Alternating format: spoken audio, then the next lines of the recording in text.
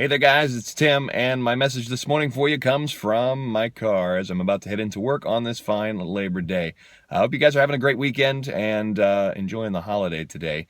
But the message that popped up on me this morning that I wanted to share with you is don't be afraid to own your greatness, okay? Now, I want to share a little story, and I've done another video about this. It's called, how being humble can hold you back. And what I mean by that is that I feel a lot of us, especially in our culture and society, are we're encouraged or discouraged from really owning when we're good at something, and because we're told to be humble. We're told, not to gloat or not to brag about our activities. And, while gloating and bragging may be sort of the extreme of it, I feel a lot of us tend to shy away from even owning that we're good at anything. Being able to say that out loud to somebody. It's like, you know what? I'm really good at sports. I'm great at baseball. If you're good at baseball, you should be able to say you're good at baseball. And if other people have a problem with it, it's just because they themselves have been raised in the same way and they were taught not to do that, and so it makes them uncomfortable. Or maybe you're better at whatever you're saying you're good at than they are, and then they have an insecurity around it, and so they're going to, have some resistance to it. And that's who we wind up living our lives for, and that's who we wind up setting our goals for, because we don't want to ruffle any feathers, we don't want to rock the boat on anyone, and don't want anybody to feel bad about, our own abilities and our own success. And it's such a backwards way of thinking. And, like I said, I was raised this way myself. And oftentimes I had even trouble accepting a compliment if somebody told me I was good at something.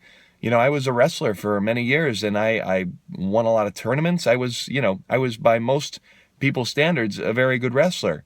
But if somebody were to tell me that, I'd be like, oh, thank you. And I would kind of put my head down.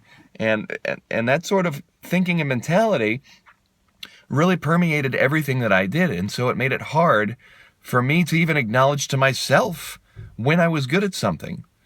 And where I say that this is such a backwards mentality is when we do this, we wind up not investing ourselves in what we're really good at, and we wind up not becoming the best version of who we're supposed to be.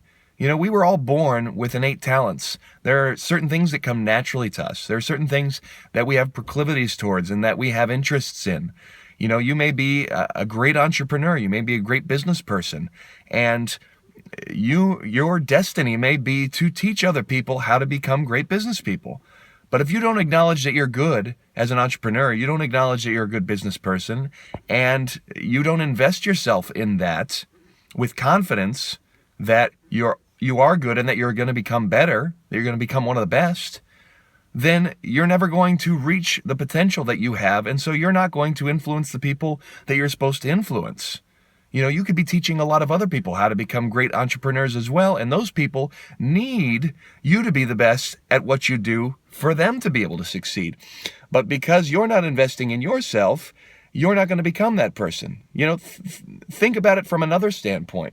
It's like when you watch an athlete, like we watched the Olympics recently, and the people, we're rooting for the Americans, or if you're from another country, you're rooting for the people in your country, and you want them to win the gold. You want them to be the best up there. Do you think those people become the best by shying away from their talent, by never acknowledging that they're good at what they do? I mean, if you're in the Olympics, you're one of the best in the world, and you have to be confident in yourself when you go up there. You have to have extreme confidence to be able to win the gold in the first place. That can be the difference between gold and silver, is the mentality.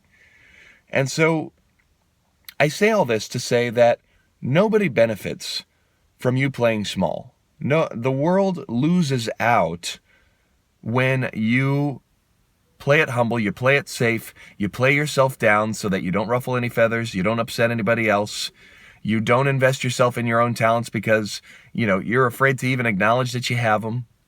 That does everyone, especially you, but everyone else, a disservice. You think you're serving other people, and you think that you're helping out other people by not, making them feel insecure about your abilities and your talents. But the only people you're protecting there are the haters. You're only protecting the people with the insecurities and the jealousies, the people that you don't want to be serving in the first place at all. That's the only people that you're serving with that, and you're not even serving them, because you're allowing them to stay in their bubble and be like, yeah, I can, I can stay in this sort of haterade bubble, in this insecurity bubble, because, none of these people are ruffling my feathers. They need their feathers ruffled, because they need to realize, hey, maybe I should be looking at things a little bit differently. But more importantly, you're doing a disservice to the people who do need to be inspired by you, who do need to be motivated by you. If you're a great athlete, be a great athlete. Be the best athlete you can possibly be. That's what we want to watch. When you watch athletics, do you want to watch a bunch of sports players out there who are just, kind of doing their thing, or just kind of mediocre at what they do, who kind of shy away from being big, bold, and great out there on the field? No, you want to watch the people who are great, who are confident. Even the braggadocious people who sometimes we're like, I wish they weren't so braggadocious, but they often are the most fun people to watch, because they don't give a crap about other people's feelings out there. They are having a good time. They are confident in their abilities, and they're not afraid to show it. So that is my message to you. Don't be afraid to own your greatness in whatever you are great at. If you don't feel like you're great at anything, and you need to really start to tap in to what your interests are, where your talents lie, because you have them. It's just that you haven't been acknowledging them for so long that you've been able to tell yourself this story that, I'm not really good at anything. That's a mentality, and that's an identity in and of itself. And sometimes, if we're not careful, we can become attached to the identity of not being good at anything, and that's not where you want to get yourself stuck. So I hope this resonated with some of you. If you have any questions or comments, please post them below. Have a great holiday weekend or holiday day. It's Labor Day now, and we'll see you in the next video.